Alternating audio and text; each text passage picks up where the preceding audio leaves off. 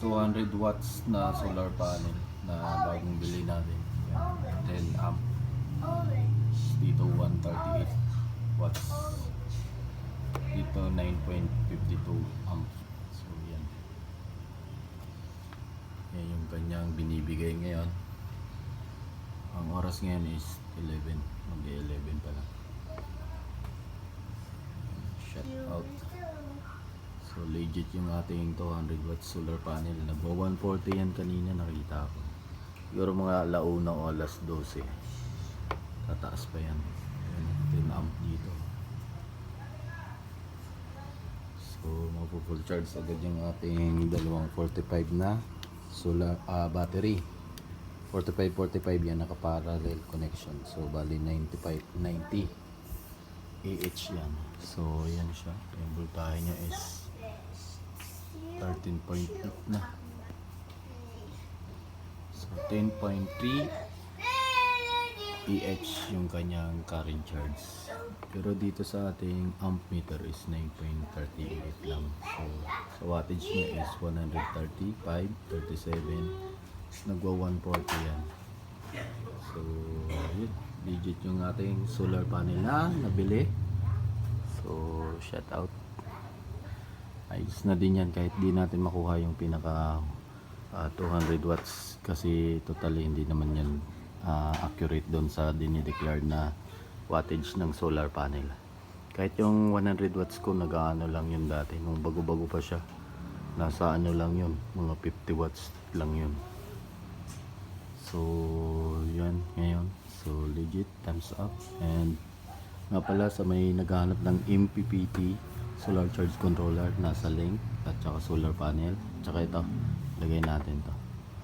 So 150 amp yung capacity nito ang ating amp meter. So itong amp meter natin is may kasama na siyang volt meter and watts meter. So ito yung ampere hours to 64.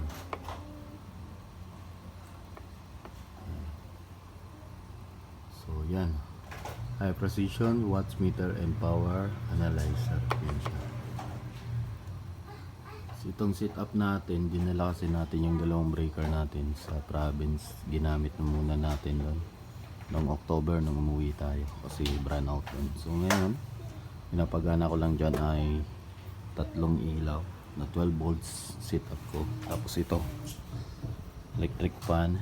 Ito siya, electric fan USB to 9 volts. Tapos ito, output nito. Tapos yung ilaw ko sa labas.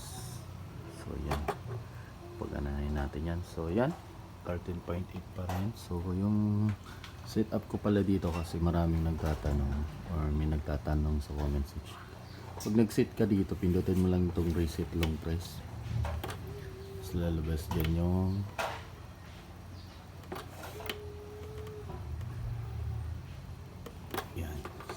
H sa high yan, high voltage yan,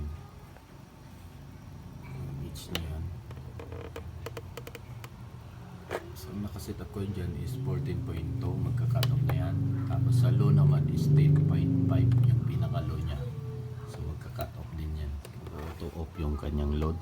Ito man, mag-auto off yung kanyang pag-charge pag na-reach nya na. So malapit na, 13.8 na yun. 14.8 na siya. So malapit na siya sa 14.2.